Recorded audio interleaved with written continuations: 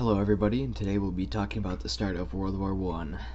Okay, now let's start in Austria-Hungary, which I might say is probably the most racially diverse place I've ever seen in the entire world. South of Austria-Hungary is Serbia. Serbia has some beef with Austria-Hungary, so they decided that it would be a great idea to assassinate the heir to the throne of the Austria-Hungary Empire, Archduke Franz Ferdinand. Now, their plan originally was to throw bombs at the Archduke's car as he was parading through the streets. But those two assassins that had the bombs failed, and he was trapped in an alleyway, and one of the assassins happened to be there, and he pulled a weapon on him and shot him.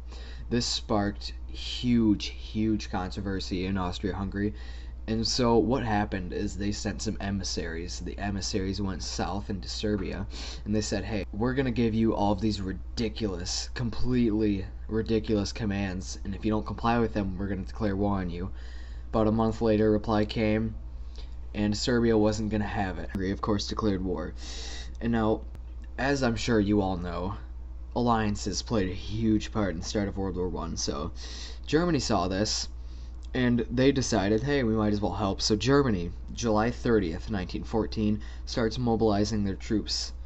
And on August 1st, France sees this, and they begin mobilizing, and Germany declares war on Russia. And this is because earlier, Russia also declared war on Austria-Hungary because of their Serbian alliance. I know, it's confusing.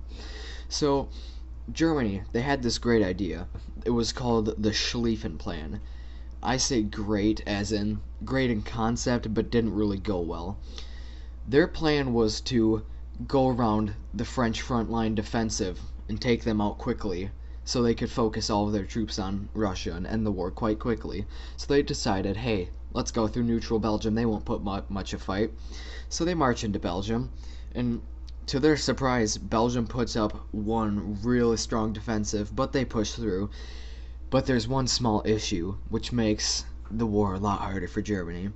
They underestimated the fact that Britain is one of Belgium's closest allies. So what happens then? Britain declares war on Germany. Now Germany not only is fighting a two-sided war on one of the sides, it's against two different nations. And Austria-Hungary really wasn't ready for a war at this point, and they were fighting two sides also from the north into the south. Now, let's talk about America. America doesn't get involved for another 3 years.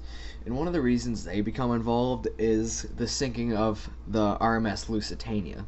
RMS Lusitania was a British ship that was sunk in the North Sea. And the thing is here, 100 Americans were on that ship. Later, Germany sends a telegram to Mexico. They say, hey, Mexico, we know you're still sore about the Mexican-American War.